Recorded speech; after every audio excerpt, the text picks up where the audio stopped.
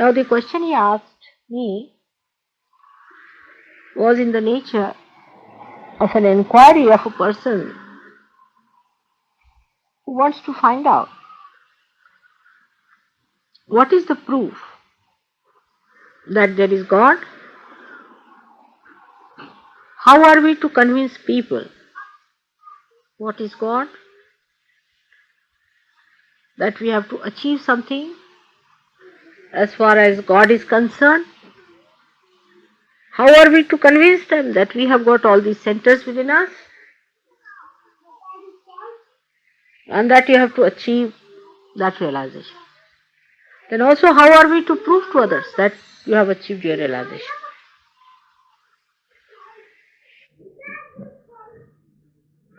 This is the question which everyone who is not yet a fully Sahaja would feel and ask you questions, and you should have answers to it. The first and foremost question is, how do we prove that there is God? Because you assume that there is God, because somebody has said there is God. Now, what are the ways of proving this, that there is God? So, we have to attack the question first from the reasoning point of view, that we should be able to tell people that there is God through reason, not through experiencing, because they have to be prepared for it. There will be many who really do not believe in God, but just out of fashion they are saying, all right, we accept, because they want to keep a peace and a compromise. But how you start about convincing them rationally? Perhaps I spoke in one of my lectures, if you have that. I don't know if you have got it. But we can prove it, the existence of God. You may call him God or nature or whatever it is, from many points of view. For example, in short, we can say there are many scientific things we cannot explain.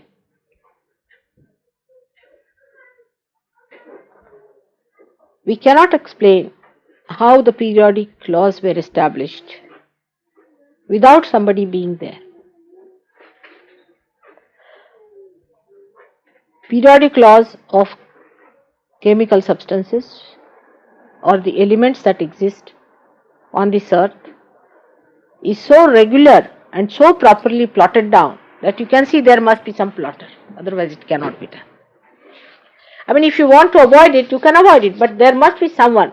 Say we come in this room and find everything properly organized, lit up, and we should know there must be somebody who has done it.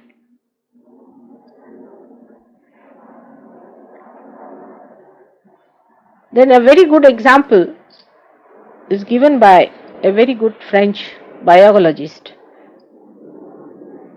He says that if you use law of chance, the law of chance states that if you have got 50 red pebbles and 50 white pebbles put in a jar, and if you shake that jar, it goes into a chaotic condition, and the distribution of these pebbles is in a chaotic way. To bring them back to their normal condition of having the red on one side and the white on the other side, you go on shaking it as many times as you like. And they have found out that there's minimum of minimum so many times it has to be done. Otherwise it cannot be worked out. This is all done by chance. You see, by chance when it has to come to normal condition. How many chances you have to take?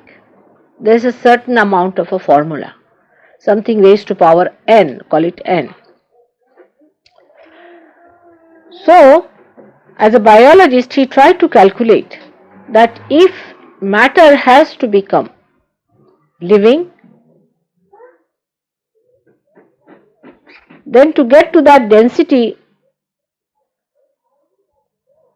how many years are required? By the law of chance, to bring forth a living cell, one cell. And he found out that billions and billions and billions of years, if this law of chance works out, then only one unicellular animal can be created. But in this short time, from when the earth seceded from the sun and then cooled down, and then life came into being, then human beings were created who are very complicated. It is such a short time compared to that time which is required by chance that he has proved mathematically that it is an impossibility, it cannot happen. It is that fantastic. This is a scientific, very good proof of a biologist that there is somebody, a juggler, who is doing that job. You may call him God, you may call him nature, whatever it is, but the nature thinks. People like Jung have proved the existence of collective consciousness, the existence of unconscious, which gives us dreams through which we get universal symbols all over the world, whether we are in India or in England or anywhere. The symbols are the same, and he has done experiments with thousands of people. On the medical science also one can say, as you know, that one of the arguments we put in for is that acetylcholine and adrenaline, which are two chemicals, when they are in the body, human body, they act very arbitrarily. Means they have to augment, mean to contract or to relax. Those who relax must relax, and those who have to contract must contract. But those who are supposed to be contracting relax, while those who are supposed to be relaxing contract. So they have not been able to explain, and they have written, all of the doctors, they say that the mode of conduct of these chemicals in the body one cannot say. Another thing is that one of the very, very important arguments that people have given is this, that supposing a foreign body goes inside the human body, then always the tendency is to throw it out as soon as possible. Supposing something goes into your throat, you will cough out. Something goes in the blood, they will try to throw it away. That's the system it is. But when the fetus is formed in the body, then not only it is kept there, it is nurtured, looked after, and thrown out at the right time. How can you explain that? There are 1001 explanations people have tried to give, but none of them are satisfactory. Then this earth is spinning with such a speed, and we are kept glued to this earth, we never even feel the speed. And so many things like that people have been able to say, and so many scientists have felt that there is some force which is beyond us, which is very dynamic, which acts in such dynamic ways that we cannot explain. So we come to a point where we tell people that there is some force which we have to discover. Now, then as Sahaja Yogis, you can say that this hankering to seek, after a certain level of evolution, because some people do not have at all seeking, you know that. They are just seeking food to eat just like animals. Some people are seeking power. Some people are seeking money also. But there are so many people who are seeking something beyond. This seeking has come to us. And this seeking that has come to us has led us to some sort of a path by which we should find out Now you have seen with your naked eyes a Kundalini rising at my feet. You have seen the pulsation of the Kundalini taking place. That nobody can do. There is no mesmerism, nothing. When the Kundalini rises with the stethoscope, you can feel the rising of the Kundalini. With the rising of Kundalini, you have known that we have cured people of different diseases. Even a person who was just dying, whom doctor had decided that they are dead and to be buried very soon, have been cured. And it is so dynamic, the dynamism I'll tell you, it's so dynamic. Like we can take the case of, say, his brother,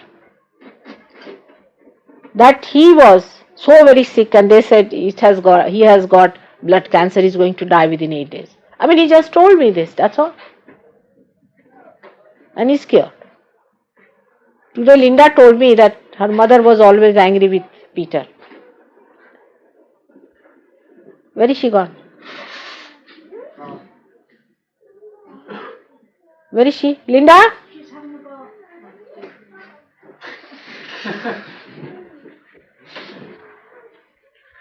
So, she told me that the mother would never talk to Peter. She was very angry with him always. She would never talk to him.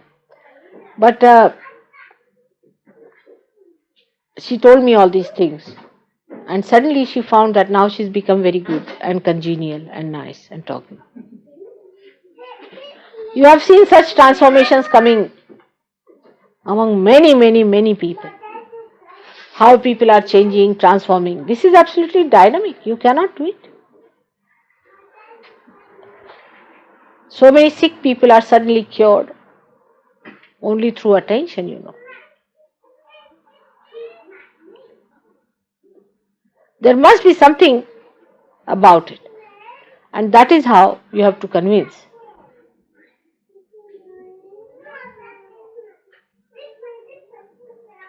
people about Sahaja. But after getting realization, you just see the Kundalini, you see the rising of the Kundalini, you also feel the vibrating force of Kundalini. You also see how you got cured, how you got out of your problems, how you were in trouble, what problems you had. You had seen all these things. And these things happened to you also. Some of you were drug addicts, some of you were suffering from some mental troubles, some were having physical problems. All these, you see, are cured and you are much better people now. This has happened to you very easily without much effort being put into it. It is not possible to get rid of these things easily. Definitely you can raise the Kundalini, you can feel the Kundalini. You know for definite that when you say that person has got his left Swadhisthana or anything, everybody says the same and you are sure of it. It is not possible for everyone to say the same thing, even the children saying the same thing about a person, and he says also it is verified. So, part of it comes to you in complete proof that there is something about it.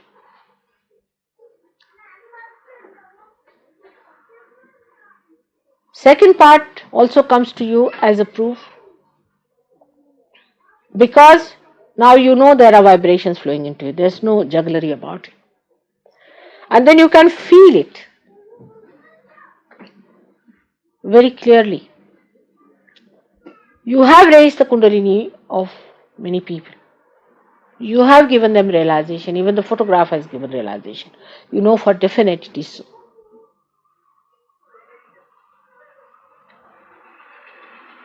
And also you know that if you want to ask any fundamental questions, you get answer as a great flow of vibrations. When you ask the question whether there is God, immediately you get tremendous vibrations proving that there is. You ask some questions which you know for definite and say, is it so? And you know that it is not so. Definitely, you do not get any vibrations. That's how relatively you know when do you get vibrations, when you don't get vibrations. If you ask a very big fundamental question, you get vibrations of a very strong nature. But in ordinary things you might get a little. So it proves that the vibrations speak to you as vibrations. This should prove that there is God because you have asked on vibrations and you have found that there are vibrations and that there is God.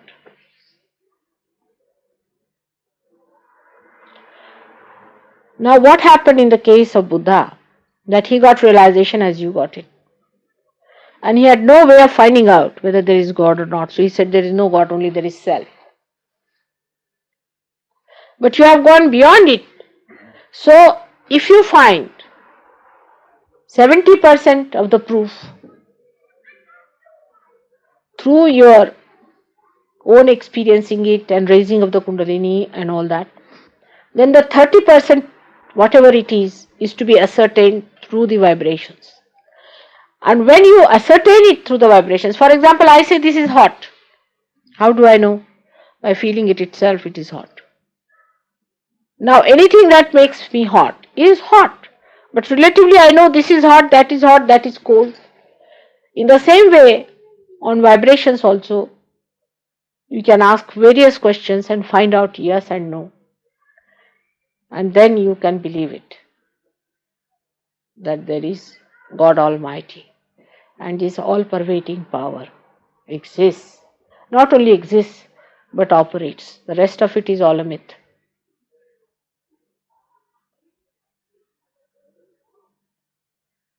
But when you rise in Sahaja, being Sahaja,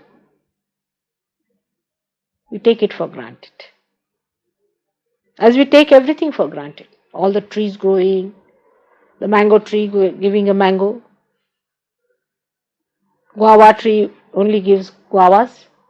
We never try to find out how in one little seed so much is built in, so much is programmed. We take it for granted all these great miracles of the world. In the same way, we take this miracle also for granted. This is what Maya is, that it makes everything look so simple and straight. And you just start taking it for granted. Then you have to understand that it is not to be taken for granted.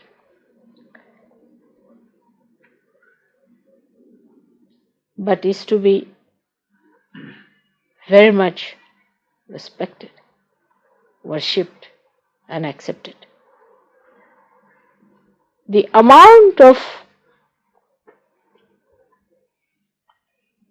preparation you have, the amount of strength you have, that is the amount of truth you are going to get. Truth also weighs you very clearly whether you can receive it or not.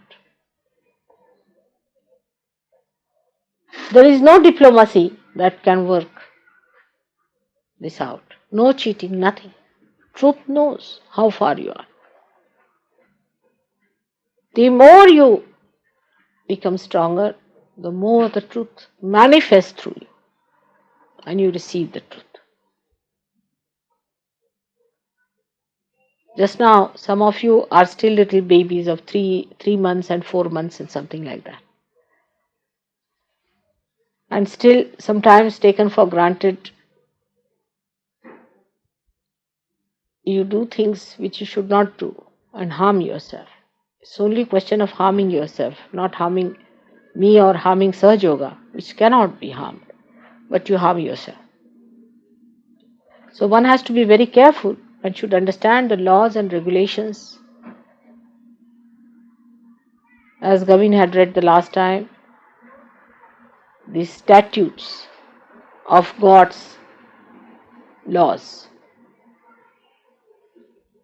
You must understand how it works. You cannot take law into your hands by taking it for granted.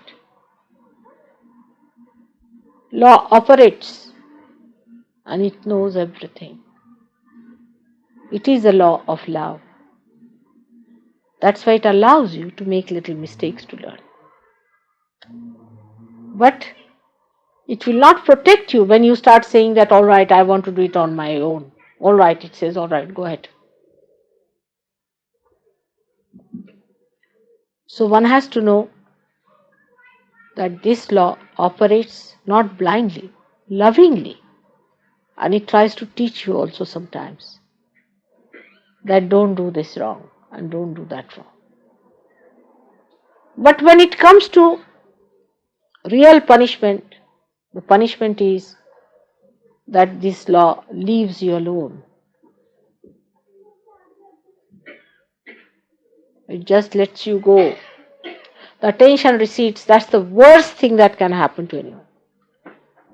That you are not in the attention of God is the worst thing. So even if you make mistakes, doesn't matter. Pray for the attention of God always. Because the attention of God is the law of love. You cannot cheat it. Everything is known. Every word you say is known. Every word you don't say is known. Every thought that comes in you is known. So purify yourself with love, understanding. Try to purify and tell yourself that I have to purify myself as much as possible. With purification only you will have the proper strength. If you are not purified, then there won't be any strength for you to bear the truth. Once you bear the truth, your own life will convince people that you are divine. Your face will convince people. Everything that you do will convince people that you are divine. And whatever you say, people will know it is coming through divine force.